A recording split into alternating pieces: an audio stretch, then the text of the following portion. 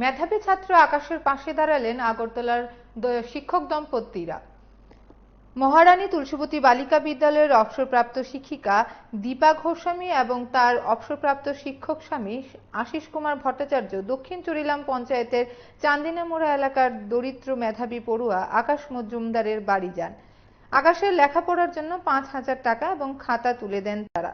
সংবাদ মাধ্যমে তারা জানিয়েছেন, ভবিষ্যতে আকাশ যাতে ভালোভাবে লেখাপড়া করে মানুষ হতে পারে তার জন্য তারা সর্বদা তাকে সাহায্য করবেন।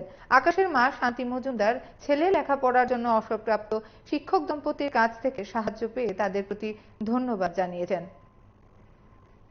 পেপারে দেখলাম যে আকাশ আর তার মা মুখ্যমন্ত্রীর কাছে দাবি করলো যে একটু সাহায্যের জন্য, পড়াশোনায় ভালো।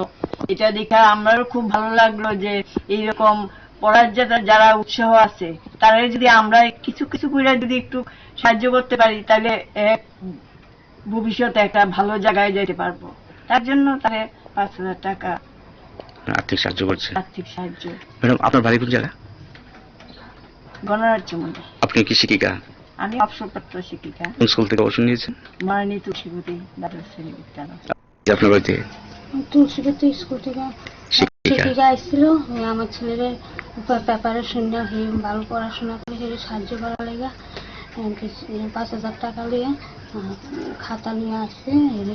ভালো পড়াশোনা করার লেগে সুযোগ দিচ্ছে, টাকা দিয়া হেরে সাহায্য করছে যে ভালো করে মাধ্যমিক দিতে যেতে পারে। ম্যাডাম সাহায্য করছে। আপনার নামটা কি? আমার নাম শান্তি মজুমদার। এই জায়গাটার নাম কি? দক্ষিণ চুরিলাম চান্দিনামোড়া। আপনার ছেলের নাম কি? ছেলের নাম আকাশ মজুমদার। কোন স্কুলে পড়ে? দক্ষিণ চুরিলাম উচ্চ বিদ্যালয়। আপনার স্বামী কি সারাক্ষণ অসুস্থ নন? অসুস্থ থাকে। নাম কি? বিশ্ব